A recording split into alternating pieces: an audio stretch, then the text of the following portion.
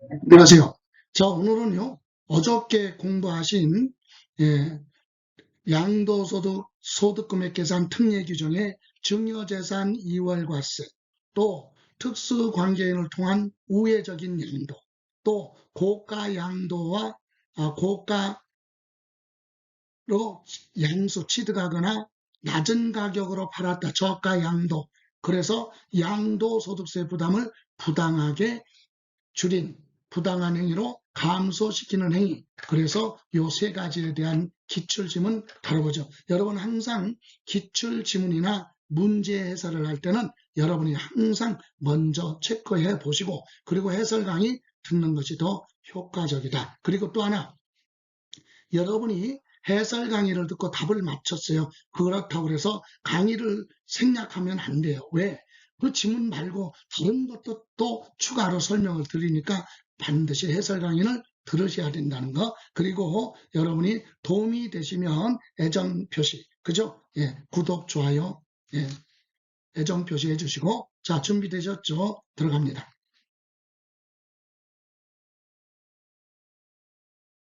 1번 배우자 및 직계, 존비속 간의 토지, 건물, 특정 시설물 이용권, 부동산 취득할 수 있는 권리를 5년 이내 타인에게 양도하는 경우 양도차익 계산할 때 양도가액에서 공제하는 취득가액은 각각 그 증여한 배우자 또는 직계 존비속의 취득 당시 가액으로 한다 그러는데 이건 중간에 개정된 문제이기 때문에 지문이기 때문에 틀렸습니다. 어디서 틀렸느냐? 두 가지죠. 하나는 바로 뭐냐면 이런 권리를 증여받고 증여받은 날로부터 5년이 아니라 10년이에요. 10년. 그리고 또 여기에 부동산 취득할 수 있는 권리 말고 올해부터 양도하기 전 1년 안에 증여를 받은 주식도 포함한다는 거. 주식도. 그러니까 토지, 건물, 특정 시설물, 이용권, 부동산 취득할 수 있는 권리 또는 주식이죠. 이것을 10년 안에 타인에게 양도하는 경우 이렇게 해서 틀렸고요. 다음 2번 이월과세를 적용하는 경우 거주자가 배우자로부터 증여받은 자산에 대해서 납부한 증여세 있으면 필요 경비에 산입한다. 비용으로 넣어주겠다. 산입하지 않는다. 틀렸습니다. 필요 경비로 산입한다.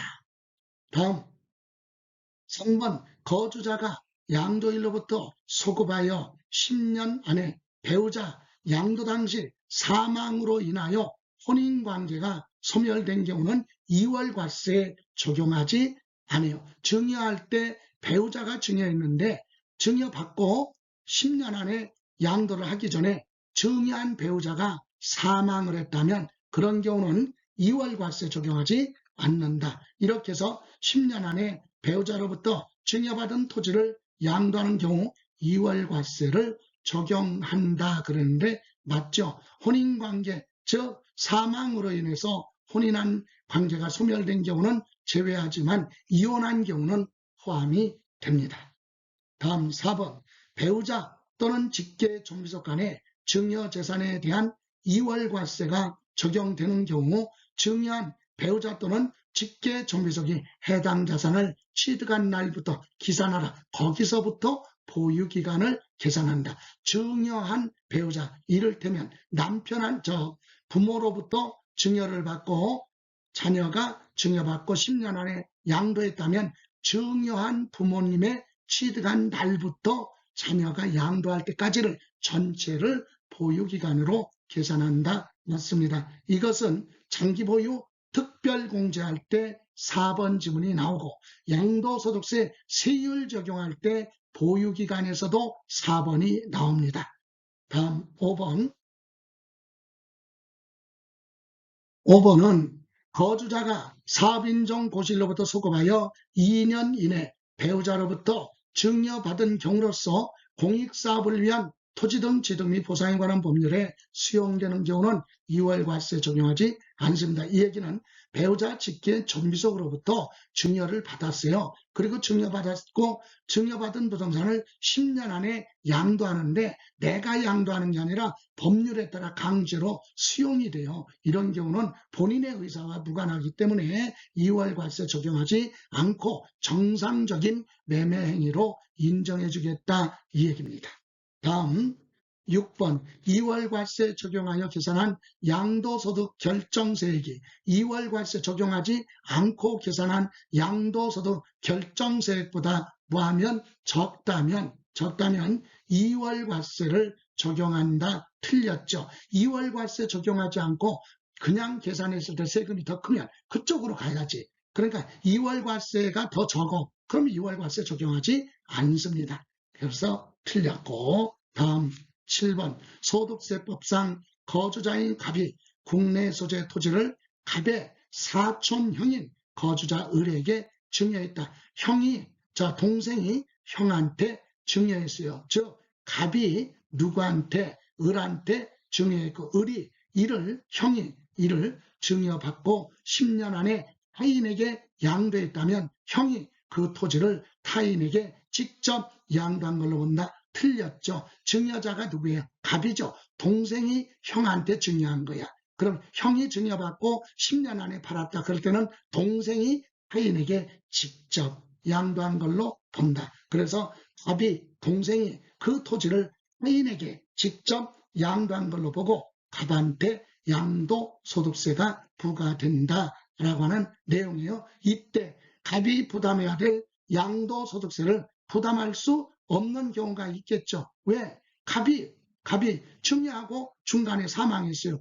그렇다면 갑이 없는데 갑한테 양도소득세 내라고 한들 납부할 수 없죠. 그럴 때 대비해서 증여자, 수증자 누구? 형인 을이 연대 납세 의무를 집니다. 그래서 부모 자식 간의 증여재산 2월 과세는 양도소득세 연대 납세 의무 없어요. 그러나 형제 자매끼리 우회적으로 타인에게 양도하는 경우는 양도소득에 대해서 수증자, 증여자가 연대 납세 의무를 진다는 거, 이게 차이점입니다. 다음 8번 거주자가 특수관계인과 거래로 시가와 거래가액 차액이 5억 원이래. 차이가 5억 원 났어요. 이렇게 거래에 있어서 토지를 시가에 미달하게 양도함으로써 조세 부담을 부당하게 감소시킨 것으로 인정이 되는 때는 그 양도가액을 시가에 의해서 계산한다. 맞아요. 왜? 부당행위냐 아니냐의 판단은 차액이 3억 원 이상 차이 나거나, 그럼 여기는 5억 원 차이 났다니까 3억 이상에 해당하니까 부당행위에 해당하잖아요. 3억 원 이상 차이 나거나 시가에 5% 이상 차이 나면 둘 중에 하나에 해당이 되면 부당한 행위로 본다 그랬잖아요. 그죠? 예, 이렇게 해서 5번은 맞습니다. 9번, 8번은 맞고 9번 정기보유 특별공제 계산할 때나 양도소득세 세율 적용할 때 보유기간 계산하거든요. 이때 증여재산 2월 과세는 수증자의 취득한 날부터 양도일까지로 한다. 틀렸죠. 증여받은 사람의 취득한 날이 아니라 증여한 배우자 등이 취득한 날부터 보유기간을 소급한다 이 얘기예요. 증여자의 취득한 날부터 수증자가 양도할 때까지를 보유기간으로 보고 정기보유 특별공제하고 양도소득세 세율을 적용한다라고 하는 내용입니다. 자, 이렇게 해서 여러분 기출지문을 보시고 지금 2월 과세 등에 대해서는 이 지문 외에 물어볼 수 있는 게 거의 없잖아요. 그래서 이걸 다시 한번 차분하게 정리하셔서 이것을 체크하고 여러 번 반복해서 줄 수 있으면 완벽하게 정리가 됐다 이렇게 생각하셔도 무방합니다. 자, 오늘 고생하셨고요. 다음 주에 뵙겠습니다. 고생하셨습니다. 예.